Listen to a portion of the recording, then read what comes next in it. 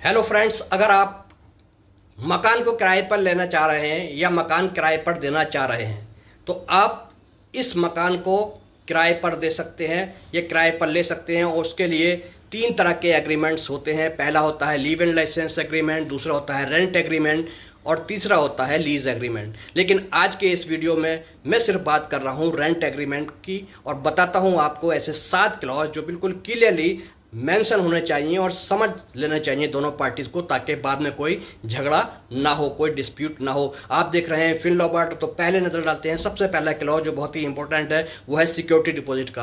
यानी security deposit जो है वो उसका अमाउंट कितना रहेगा और किस कंडीशन में सिक्योरिटी डिपॉजिट जो है वो फोरफिट हो जाएगी। यानी क्या कंडीशन होंगी जिसकी ब्रीच करने पर टेनेंट को जो है ये सिक्योरिटी डिपॉजिट पे करनी पड़ेगी, मकान मालिक सिक्योरिटी डिपॉजिट को फोरफिट कर लेगा। अगर आप देखें लॉ के हिसाब से तो अभी जो मॉडल लॉ आया है कुछ ही स्टेट्स में लागू है, उसके हिसाब से सिर्फ 2 महीने तक की सिक्योरिटी मकान मालिक ले सकता है और कमर्शियल प्रॉपर्टी के लिए 6 महीने तक की सिक्योरिटी ले सकता है। और दूसरा सबसे महत्वपूर्ण जो क्लॉज होता है रेंट एग्रीमेंट में वो होता है रेंट का अमाउंट। कितना अमाउंट होगा वो क्लियरली मेंशन होना चाहिए, कब पेमेंट होगा, किस तरह से पेमेंट होगा और टैक्स का जो प्रोविजन है उसको टैक्स को कौन बियर करेगा। यानी अगर जीएसटी लगता है सपोज तो जीएसटी कौन देगा। तो ये बहुत ही महत्वपूर्ण क्लॉज है। और तीसरा क्लॉज है लॉक इन पीरियड का।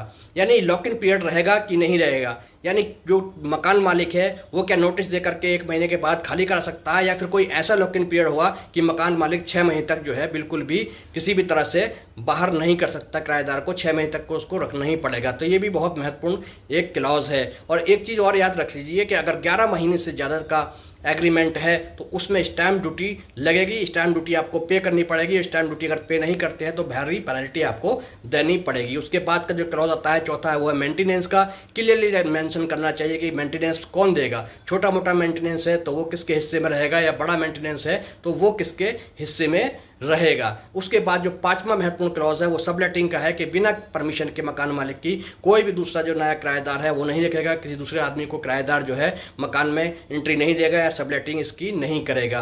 और जो छठा महत्वपूर्ण क्लॉज है वो है टर्मिनेशन को लेकर के कि जब टर्मिनेशन इसका एग्रीमेंट का होता है तो क्या 1 महीने का नोटिस दे करके होगा, 15 महीने का नोटिस दे करके होगा, या फिर जो है ये इसका पीरियड अगर लॉक इन है तो लॉक इन पीरियड के खत्म होने के बाद ही सिर्फ नोटिस होगा। तो उस तरह का टर्मिनेशन का क्लॉज दोनों पार्टी को डिसाइड करना चाहिए। और 7वां बहुत महत्वपूर्ण क्लॉज है वो है डिस्प्यूट रेजोल्यूशन का कि अगर दोनों के बीच में कोई डिस्प्यूट होता है तो क्या वो डिस्प्यूट कोर्ट में जाएगा या कोई आर्बिट्रेशन के थ्रू इसका डिस्प्यूट का सेटलमेंट होगा। तो ये 7 बहुत ही इंपॉर्टेंट आपको क्लॉज बताए हैं। वीडियो कैसा लगा इसके बारे में जरूर बताएं और हमारे चैनल को जरूर सब्सक्राइब करें। बहुत कम सब्सक्राइब आजकल आप कर रहे हैं, लाइक भी कम कर रहे हैं थोड़ा सा।